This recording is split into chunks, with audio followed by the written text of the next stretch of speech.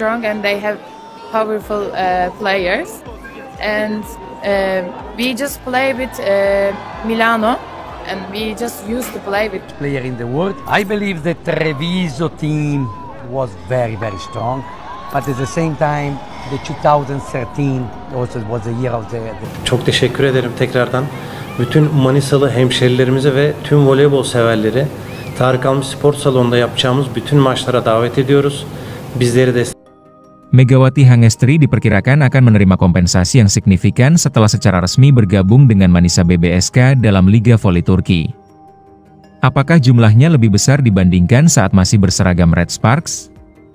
Megawati Hangestri kini telah secara resmi melanjutkan petualangannya di luar negeri dengan bergabung bersama klub divisi kedua Liga Voli Turki, Manisa BBSK, pada musim 2025 hingga 2026 yang akan datang, Sabtu, 5 Juli 2025. Pagi waktu Indonesia Barat menyatukan diri dengan Manisa BBSK di Liga Voli Turki memberikan keuntungan khusus bagi perjalanan karir Megawati Hangestri. Selain membantunya mencapai konsistensi dalam permainannya di luar negeri dan mengumpulkan pengalaman lebih dalam salah satu liga voli paling kompetitif di dunia, diharapkan juga ia akan mendapatkan imbalan finansial. Sebelumnya, ketika bermain dengan Red Sparks di Liga Voli Korea, ia menerima gaji sebesar $100.000 AS di musim debutnya. Saat memperbarui kontraknya dan memasuki musim keduanya, pevoli yang dijuluki Megatron ini memperoleh kenaikan upah menjadi $150.000 AS. Federasi Liga Voli Korea atau KOVO memang memberlakukan batasan gaji bagi para pemainnya, terutama pemain asing. Untuk pemain dengan kuota Asia, mereka hanya menerima gaji maksimum $150.000 AS. Hal ini menjadi salah satu alasan Megawati Hangestri merasa kurang tertarik untuk memperpanjang kontraknya. Mega sempat diusulkan untuk mengubah statusnya menjadi pemain asing non-Asia agar dapat menerima bayaran maksimum $250.000 AS. Namun dia memilih untuk tidak mengambil opsi tersebut dan akhirnya meninggalkan Liga Voli Korea. Saat ini, berapa gaji yang diterima oleh Megatron masih menjadi misteri karena belum diungkapkan oleh pihak tim atau oleh dirinya sendiri. Namun, menurut situs Vokal, pemain pemula di Liga Voli Turki mendapatkan gaji hingga $15.000 per musim. Dengan gaji tertinggi dipegang oleh Juting Divakifban dengan $1,6 juta AS. Diketahui bahwa pevoli asing di Turki rata-rata menerima kompensasi sebesar $250.000 AS, yang diperkirakan tidak jauh berbeda antara divisi utama dan divisi kedua. Selain itu, menurut catatan dari sumber yang sama, rata-rata gaji yang diterima pemain dari divisi 1 hingga 4 adalah $70.000 AS per tahun. Jumlah tersebut diperoleh dari agregasi gaji tahunan semua pemain di divisi profesional yang dibagi rata. Pevoli ASEAN, Tran Thi Den Thuy dari Vietnam, yang sempat bergabung dengan Kuzeboru di musim 2023 hingga 2024 memperoleh gaji $200.000 AS meskipun bukan pemain utama. Dengan segala pertimbangan, Megawati Hangestri diperkirakan akan menerima gaji yang signifikan karena pengalamannya yang luas dan potensinya sebagai salah satu pemain kunci bagi Manisa BBSK yang berambisi untuk naik ke divisi utama Sultanlar Ligi di masa depan.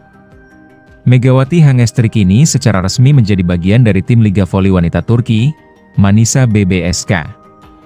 Pemain lawan dari tim nasional Indonesia ini berkesempatan untuk menghadapi bintang-bintang hebat seperti Zehra Gunes, Melissa Vargas, Ebrar Karakurt, dan Hande Baladin.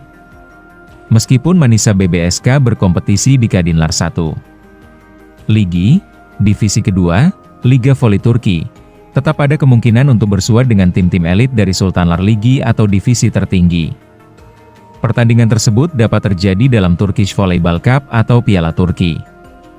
Di Piala Turki, Megawati akan berhadapan dengan pemain bintang internasional seperti Zehra Gunes, Melissa Vargas, Ebrar Karakurt, dan Hande Baladin, terutama jika Manisa BBSK bisa melanjutkan langkah jauh dalam kompetisi.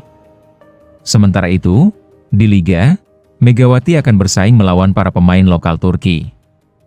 Berbeda dari Sultanlar Ligi, yang memperbolehkan setiap tim memiliki hingga 5 pemain asing, di Kadinlar 1 Ligi, setiap klub diizinkan untuk mendaftarkan 2 pemain asing.